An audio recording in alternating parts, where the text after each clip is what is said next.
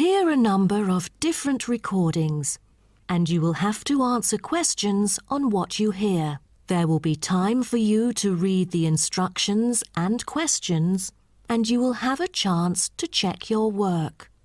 All the recordings will be played once only. The test is in 4 sections. At the end of the test, you will be given 10 minutes to transfer your answers to an answer sheet. Now turn to Section 1. Part 1. First, you have some time to look at questions 1 to 4.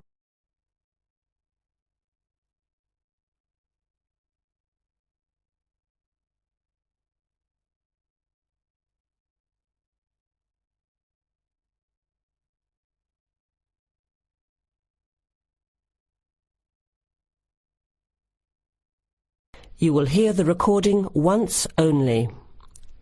Listen carefully to the conversation and answer questions 1 to 4. OK, who's next, please? I think I am. How can I help you? I just came in on flight 372 from Singapore at 11:30 and my luggage hasn't arrived. I've been waiting at the baggage claim for about half an hour now and everything seems to have come off the plane. The conveyor belt has stopped and all the passengers have gone. So I came here to find out what has happened to my bag. Can I see your ticket, please? Here it is. So you came from Hong Kong today and changed planes in Singapore, right? Yes, the connection in Singapore was a tight one. The plane got in late and I had to rush to get to the next flight. That's the problem right there.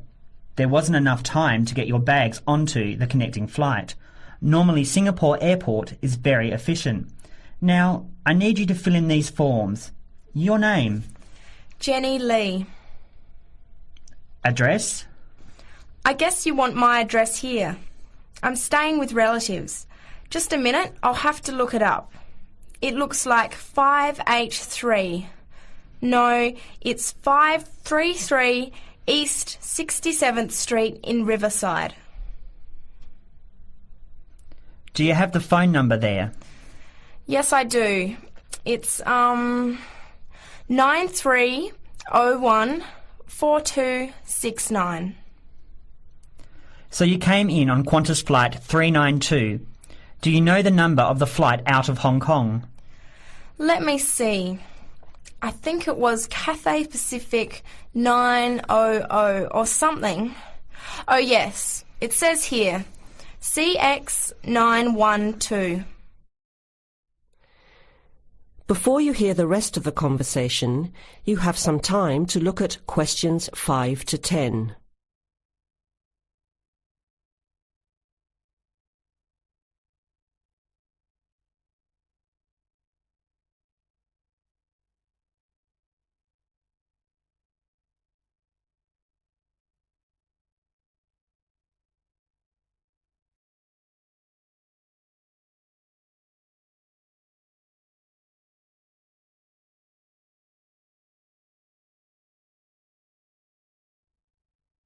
Now listen and answer questions 5 to 10. Right. Now, I need a description of the luggage. How many pieces did you check in? Just one. Can you describe it for me?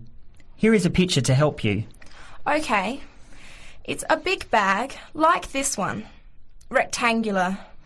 Not hard shell, but soft covered, and it has a zipper around the front. Is it black? No, sort of a grey colour. Any identification? Just a tag with my name on it. Any other features? Well, it has wheels and a retractable handle on the end, so you can pull it, as well as the handle in the middle. OK, that's fine. Now, if your bag missed the connection, I'm sure it'll be put on the next flight. I'll email Singapore as soon as I finish here. The next flight comes in at 17:50. That's 10 to 6 this evening. You can pick it up then. 10 to 6? That's too long to wait. Can I get my uncle to pick up the bag on his way home from work? Sorry, You have to be here yourself to clear customs. Of course, I almost forgot. Will the bag come here, to this desk? Yes. You pick it up here, then take it over to the customs area. By the way, don't forget to bring your passport. You will also need to have the key plus your ticket with a baggage claim number on it. Oh, okay. Guess I'll have to come back tomorrow then. It's lucky I packed everything I need for now in my carry-on bag. Yes, that's always a good idea. Be prepared.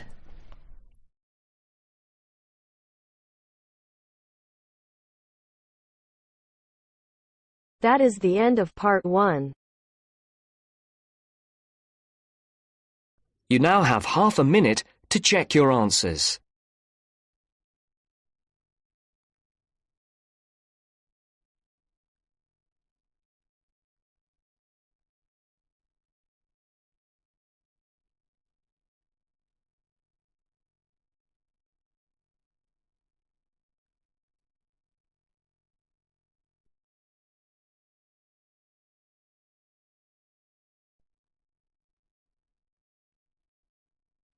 Now turns to part 2.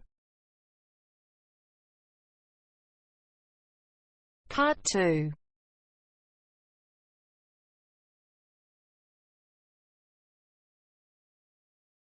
You are going to hear a conversation between two women about the health system in England. First, you have some time to look at questions 11 to 17.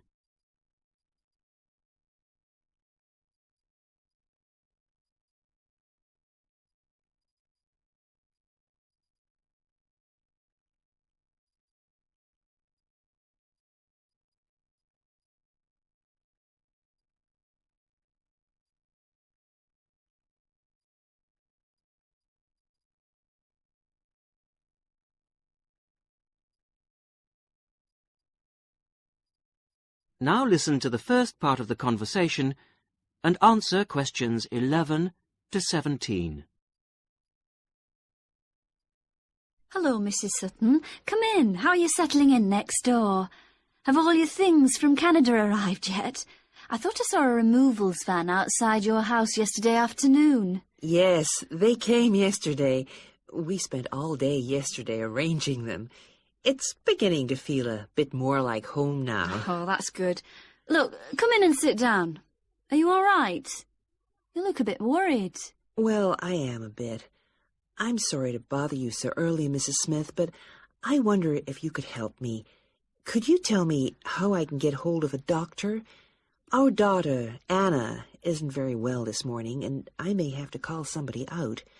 She keeps being sick, and I am beginning to get a bit worried. I just don't know how the health system works here in England. All I know is that it's very different from ours back in Canada. Well, I don't know really where to start. Let me think. Well, the first thing you have to do is find a family doctor. Mm-hmm. Sometimes we call them general practitioners as well. Right. And register with him or her. If you live here, you've got to be on a doctor's list. If you're not, things can be a bit difficult. Oh. Nobody will come out to you if you're not registered. Anyway, they work in things called practices. Uh-huh. Sort of small groups of family doctors all working together in the same buildings. Now, what you've got to do this morning is register with one of them. Ah. There are 2 practices near here, so we're quite well off for doctors in this part of Manchester. There's the Dean End Health Centre, about 10 minutes walk away. And there's another practice in South Hay. That's about 5 minutes away, going towards the town centre. Uh-huh. We're registered at the Dean End one, but they're both okay. There are about 6 doctors in our practice and 4 in the other, so ours is quite big in comparison, and the building and everything's a bit more modern. South A is a bit old-fashioned, but the doctors are okay. Their only problem is that they don't have a proper appointment system. Sometimes you have to wait for ages there to see someone.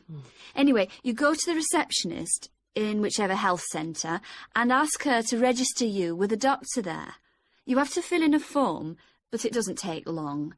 Ours is called Dr. Jones, and we've been going to him for years, ever since we moved here 15 years ago. I wouldn't say he's brilliant, but I suppose he's all right, really. We're used to him now. They say he's very good with elderly people, but he does tend to get a bit impatient with children. Listen, the one who's supposed to be really good with small children is Dr. Shaw. I've heard lots of people say that. She's young and she's got small children of her own, so you could try registering with her. And if her list's full, I heard somebody say the other day that there's a really nice young doctor at South Hay, a Dr. Williams. He holds special clinics for people with back trouble, but that's not really your problem, is it? Now you have some time to look at questions 18 to 20.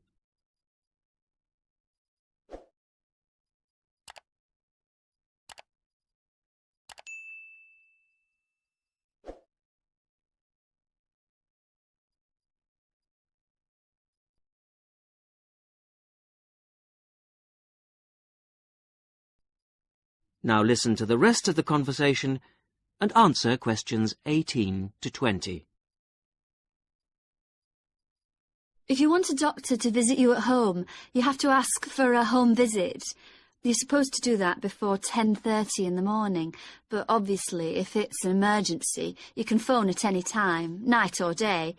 It might not be your doctor that comes, though. It's quite often one of the other doctors in the practice. It doesn't really seem to make much difference. Right. Otherwise, you make an appointment to see your doctor at the health centre.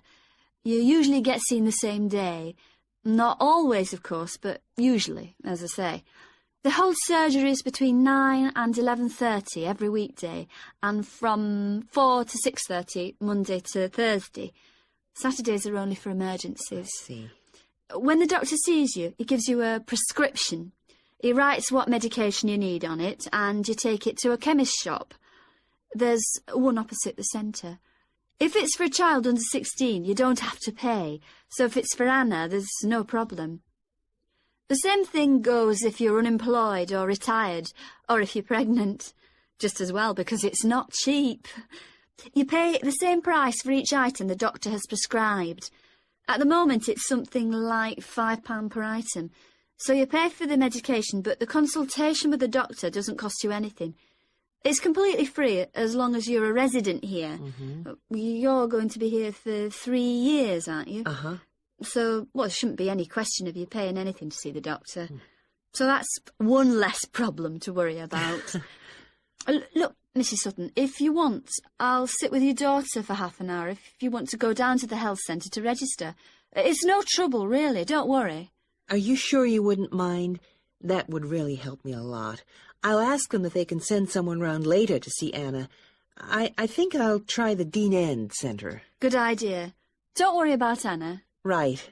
I'll be back as soon as I can.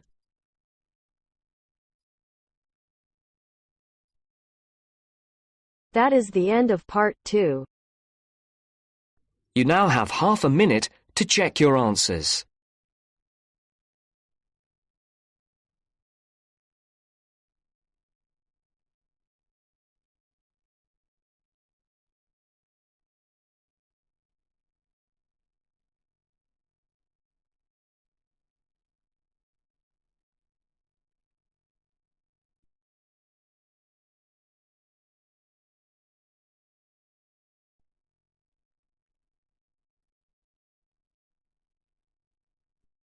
Now turns to part 3.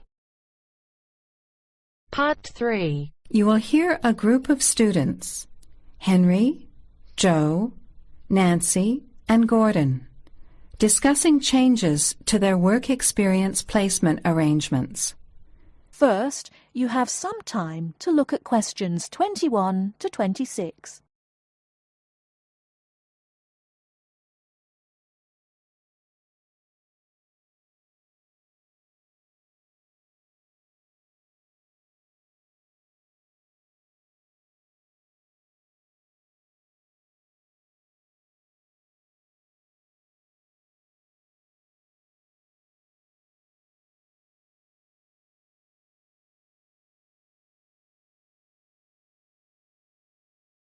Now listen carefully and answer questions 21 to 26.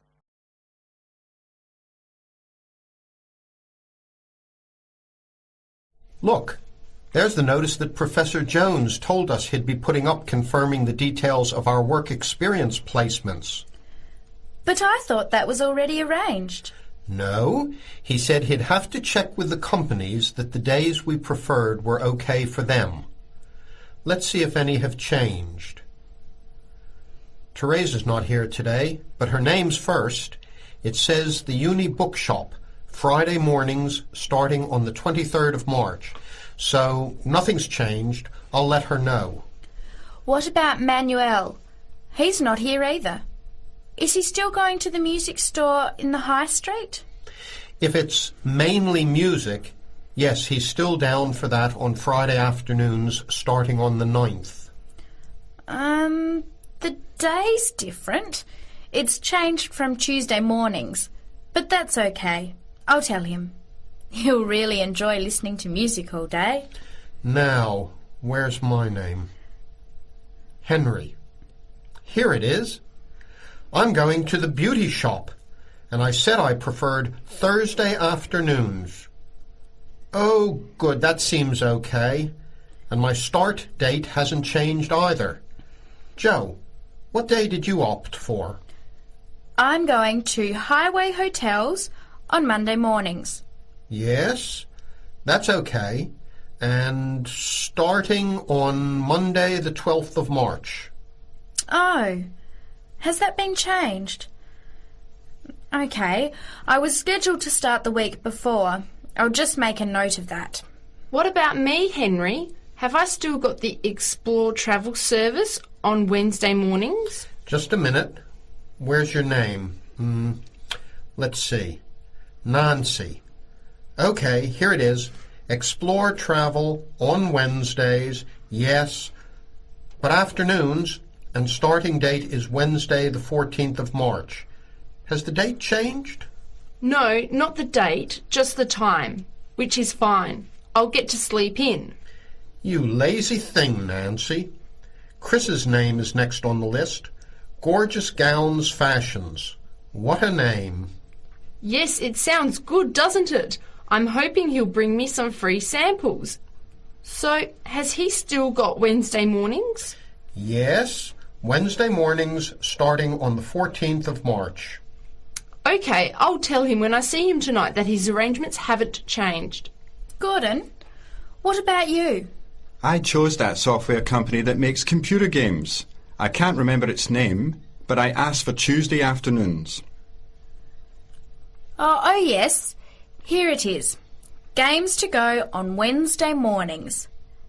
There's a note here saying they have their weekly staff meetings on Tuesday afternoons, so that wouldn't be much use to you.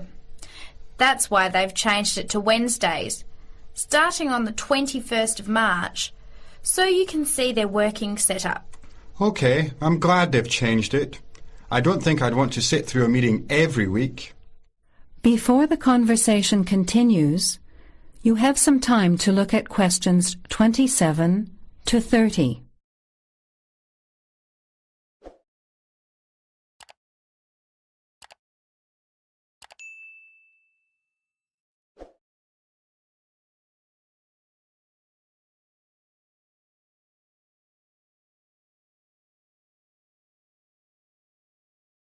Now, as the conversation continues, answer questions 27 to 30.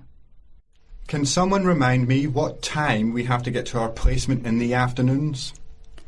It says here, mornings start at 9 a.m. and afternoon sessions at 1 p.m. Oh, that's a shame. I thought Professor Jones was going to change it to 9:30 a.m. and 1:30 p.m. Yes, he did say that he'd try to make it later, but obviously that wasn't possible. By the way, just in case, what happens if we're ill or something and can't make it? Do we phone the college or the place we're going to? I think we have to phone the company first and then the college. Didn't you get the information sheet about work experience at our last seminar? No, I missed it because I had to go to the dentist. What else did it say? Well, we have to do a total of 24 hours altogether. So if we miss one of the arranged sessions, we have to organise another time to make up the hours. And he gave us details of the presentation we have to give about our work experience. Oh, really? What do we have to do? In week 10, we each have to give a presentation to the class about the company we've been with. It's 30% of our final mark for this subject, so it's going to be a lot of work. Yes, he's expecting us to do a lot of research while we're there so that we can outline the history of the company, its management structure, number of employees, other branches, etc. And he said we should use lots of visuals such as diagrams and flowcharts during the presentation. Yes, and we should also include what we did each week, the different departments of the company or positions that we observed, and try to relate what we saw to our studies so far. He gave examples like management style, accounting systems, information technology, and so on. You were right. It sounds like lots of work. That is the end of part 3. You now have half a minute to check your answers.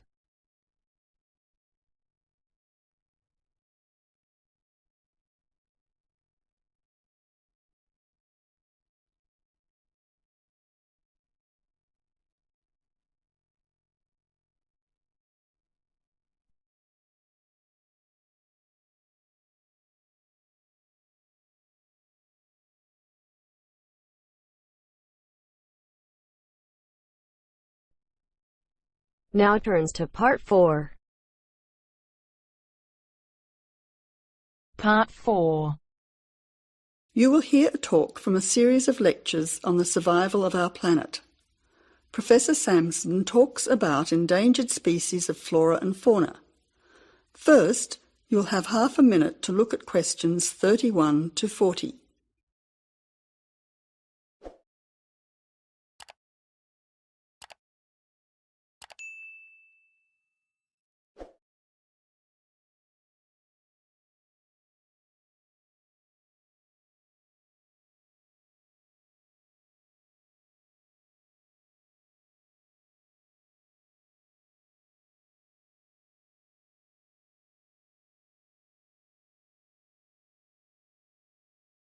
Now listen carefully to the talk and answer questions 31 to 40. Good afternoon, ladies and gentlemen. Today's topic in this series of lectures on our planet is about ensuring the survival of our very important plant and animal species. In this lecture, I want to discuss one way that we can do this. No one will ever see a huge dinosaur thundering through the forest. No one will ever see a paradise parrot flash its rainbow colours across the sky. The fact is that many animals and plants have been wiped out. Sadly, they are extinct. It is too late for them. Extinction is forever.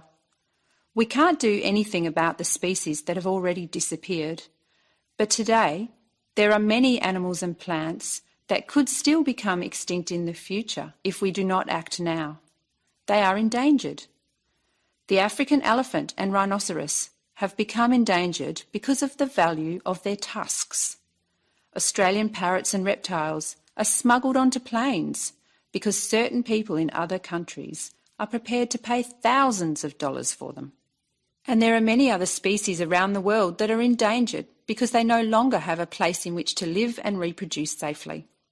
The main cause of extinction is the destruction of habitats. A habitat contains all that a living thing needs to survive: space, light, water, food, shelter, and opportunities for reproduction. The population of the world is growing rapidly, and this is placing great demands on land and resources for housing and for growing food. When vegetation is cleared and swamps are drained for agriculture, mining and suburbs, or when rivers are dammed to store water, plants are destroyed and animal life is threatened.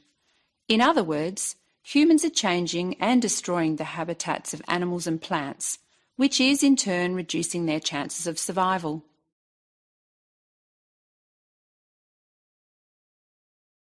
So how can we conserve habitats and help save endangered species?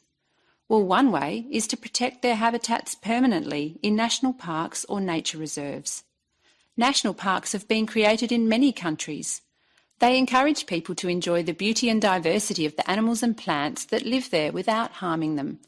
By supporting and visiting these parks, people can become more aware of the species that live there and how the parks work to protect them. It is very important that, when visiting a national park, we keep them safe for future generations of plants and animals by obeying a few rules. Firstly, follow the fire regulations. Don't throw cigarettes or build fires, except at certain times of the year in especially allocated areas and facilities. Secondly, remember to leave pets at home. Pets, such as cats or dogs, can hunt birds or other small animals. Some pets might even escape and become a serious threat. Thirdly, place all rubbish in a bin or take it home. Plastic bags or leftover food are dangerous to the animals and harm the environment. Don't pick the flowers or damage the plants. Flowers create the next generation of the plant. Also, for the same reason, birds' eggs must be left in their nests. The loss of species in the past is sad. However, there is hope for the future. Despite the demands of our increasing population, we can work to protect the plant and animal species we still have. So I would like to conclude by saying that I believe that, with strong public awareness and support of these national parks and reserves, the future of endangered species can be ensured. That is the end of part 4. You now have half a minute to check your answers.